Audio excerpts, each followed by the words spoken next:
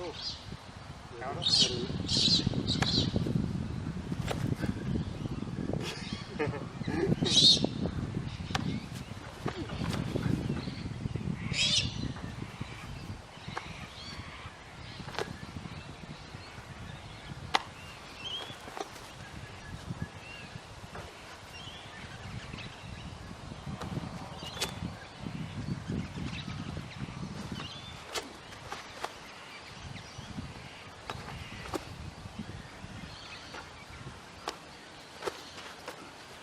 Sorry.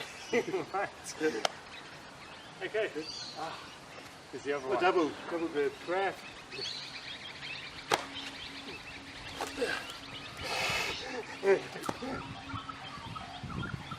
That's it for that. You just grab me. Yeah.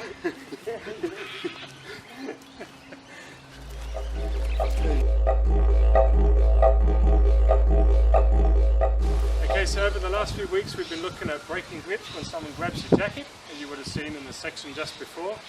And what we found is the most efficient ways to break a grip is to use some of the blocks from other hardstyle martial arts we had a look at.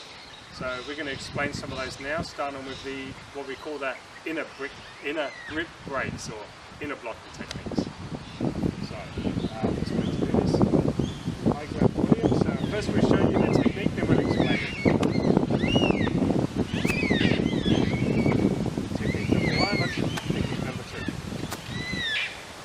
Okay, so let's explain. There actually are different techniques. They may not look like that in the camera, I'm not sure. So William, explain what this One is. here, the hand. Go here, the rotate when I go round. Here, make sure you're looking at my knuckles. Go round. Look at my knuckles. Go round and looking at this part of the hand. That's number one. So that's number one. It's different. It's this way. Here. Number two is from here. Here, the hand is from here. Now rotate. I'm looking at the back of the hand. Yep. So that one, like this. So the rotation towards the end is the thing that really gives it a bit of a flick to get that hand off.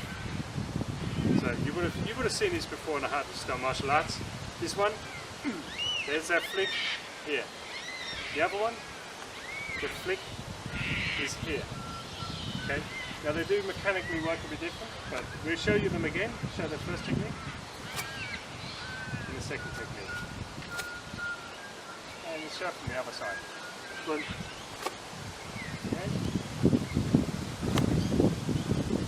Okay.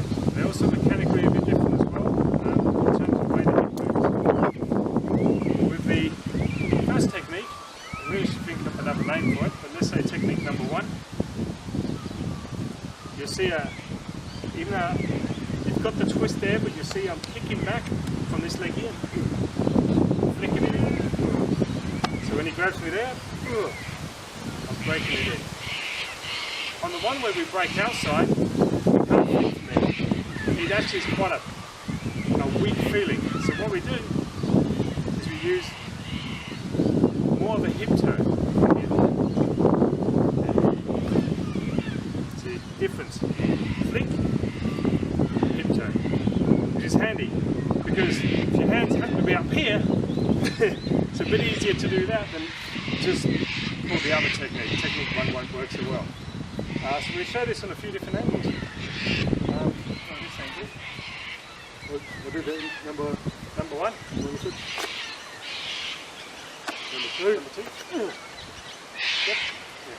Have a grab. Give it a side. Yeah, go for it. So, technique number one. There it is. Technique number two. Notice my hips are going to turn differently. Okay, so wasn't a flick. It goes right here. Now here's a little bit more. Might have to get close to the camera to show you this. What's actually happening, what we figured out, is like from different things like Chin Na, where we try and break the grip for the hand. Here you would have seen it with some of our stick videos where we showed you it's against what some people, we call it the emu's mouth, emu beak. Other people, more Eastern philosophy, will call it the tiger's mouth. What happens is, as I grip William and he hits, my hand, which, let's see if we can explain this, over a little bit, is pulling against that open emu's beak of a move. So that's what's happening here. Okay. Now it does work the other way. We'll show you with the outward blocks later why it works. There it is. So you're actually going against here. I'm gripping it here, you're bashing pull my hand out there. And I can hold it quite strong. With one arm, it works quite well. I mean, I can hold on really strong and it's still going to do the job. So that's the inner blocks, the inner grip breaks from inner blocks. Yep.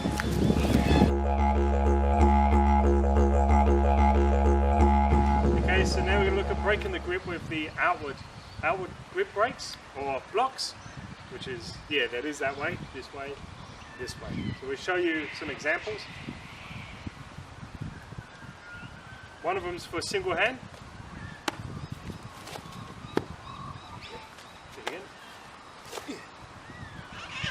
Another side, why not? There you go. And one of them is for a double-handed grip.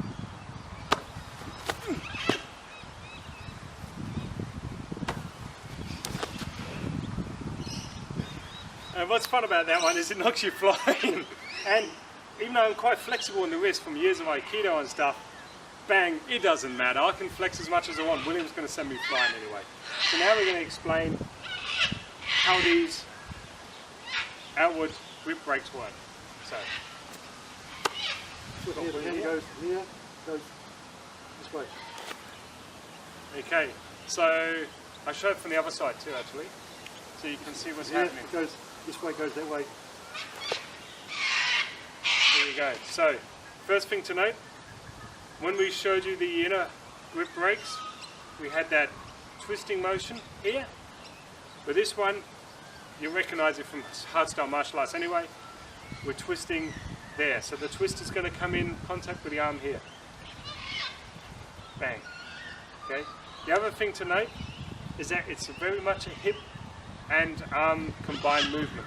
It's a, okay. It's not a, you can't do it, if William was to grab me, I can't do it with my arm alone. Right? It just stops.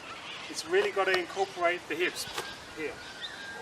So, and the other point is, we actually want to strike him. He's actually on the back of the knuckles. Here, so my hand actually wants to come up. He's got his hand closed like that. The grip, like that. Actually, I want to come in, strike on this part of the hand. There, I want to come hit that part. Yep. So notice there's a little bit extra there too. But watch this. So this part here, I'll go for. So there's a couple of things to note with this actually. One is point out. One, you want to get around here. Two, you want to get as much power as you can with this part of the arm here. Don't get up here. And we can show you the difference. Like even if it works, if William was to grab me here. Now if I was just to hit down here, it may work, but it's a lot more effort. It's a lot more effort. I'll try it again. So I'm here. Oh, okay, that was kind of hard work. If I hit with this part here, it should be painful, which it is. Hurts because I don't do enough iron arm training. So it goes to here. But if I go for this part here, sticks in there. and I might accidentally get this, but this is what I'm aiming for, and I use this here, it's actually a better break. That comes right off. And the reason why it comes off is one, you're using the stronger part, most of the force is coming through here. Two, I'm attacking his hand directly, but at the same time, his hand's bending and pulling against the material. So, how would I explain that? If I go here, if I hit right onto here, it actually goes. Yeah. So, let's turn around and have a look. See if I can explain. So, as William gets me here, sorry, I don't know if we're in camera, sorry, William. He gets me here, you see even though I'm flexible, the wrist is bending, you see where the opening of the hand is. That emu's beak we talk about. Goes from. And that's why my hand's coming out. Okay? So we want hit this part of the hand here, hit it with the strongest part, most forceful part of the hip, put your hip into it, bang, and it'll come off. So that's the first outside block against a single grip. The second one, which all of you will recognise, is the double-handed. So it's a similar thing. So You also got the rotation as well. got the rotation, do I? I don't know if I put, yeah, I put the rotation into it. I think it's a natural part of turning. With the rotation here, Yeah, around, well, that actually gives more force. That's what sway. Plus is that, again, it's Body turning. that hip turn. So if I do it on this side, William grabs me double-handed grip, like that, he's being a pain. Now, you could do this, sometimes it works. See? Yeah, hey, I got this. But sometimes it works, and I remember that. So yeah, but you know what? It's a lot easier, and you're going to get 99 or at least 90% chance of it working if you just use double hands. There it is. Look at the difference. Grab again. So a single hand keeps him really in my vicinity of fighting, which kind of sucks for me. Double-handed. I'm turned. He turned. And with me, if I hold on tight, because I'm flexible, this is what double-handed does. He's gone. So really, couldn't hold on anyway. But you can see, problem resolved. What I had here was they rotate from here, hand up. Here I went like this, my hand rotated around like this, went turned around like that. Went some more. If I go, there's nothing. If I go, the hands go this way here. The hands are travelling around that way with it with more force. It's actually like cutting. It just cuts. It just drags them right round and out. So we found it more effective. In some of the martial arts I do, if William was to grab me here, we do such things as you do this and you try and force that over. Or some martial arts that come in, they do this business. William knows a few where he'd come on top and we'd all be in a kind of a, yep, and if they come in tight, that's a pain as well, okay? So what we found was the most efficient and effective way to do it is just bloody get rid of them. I grip him, it's over. He's still there. And it's not hard to learn.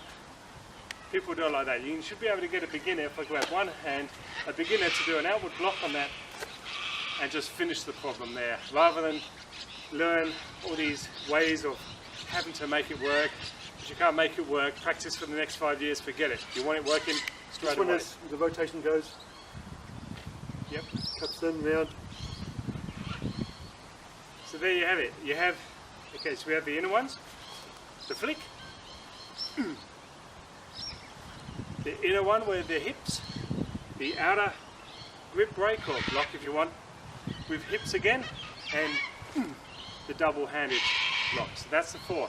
I think what we'll show you next is, we'll just practice. And we'll show you, obviously you're not going to stand still, but we'll show you what else happens when someone grabs you, what else they could do. Yeah, we do that.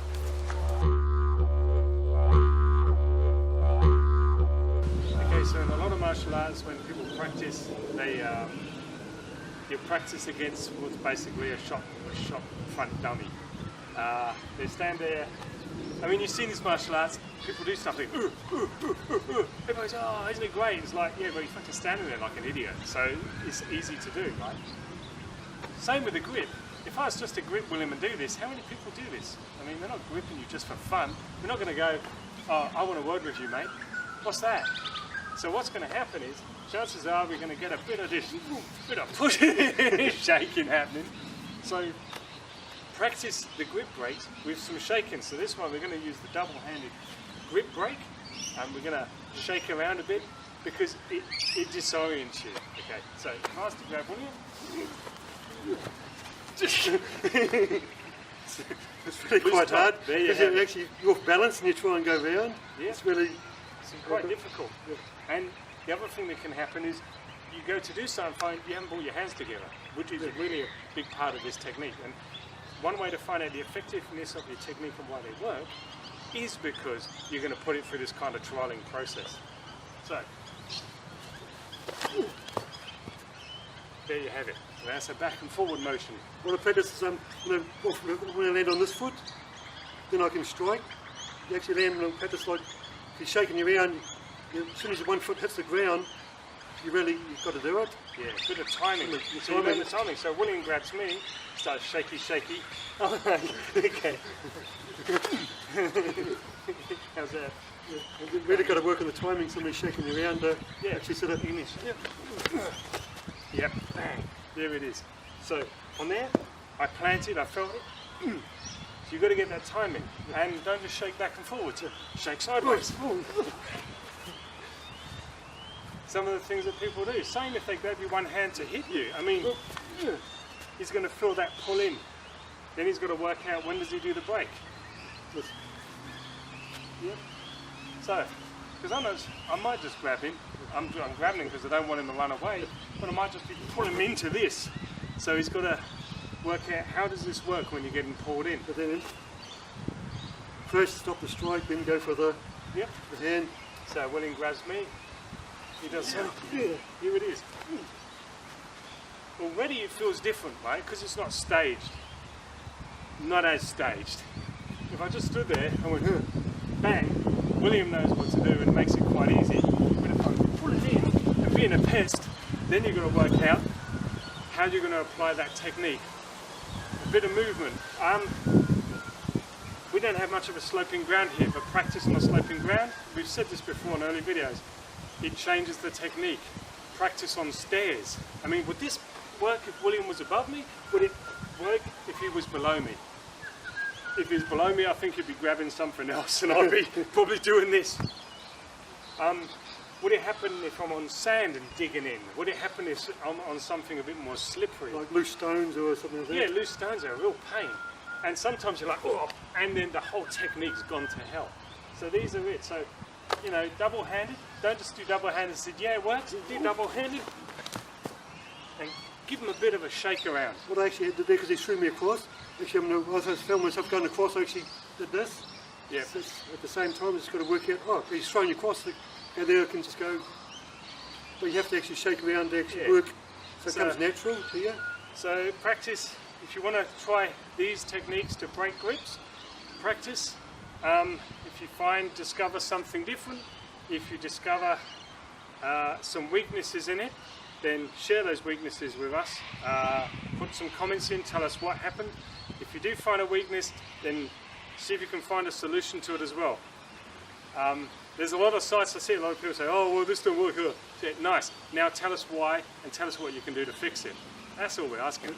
But not that you have to go out and do this, but what he's saying is put your techniques for their paces, and that's what we do a lot of all the time. That's why we have our discovery sessions.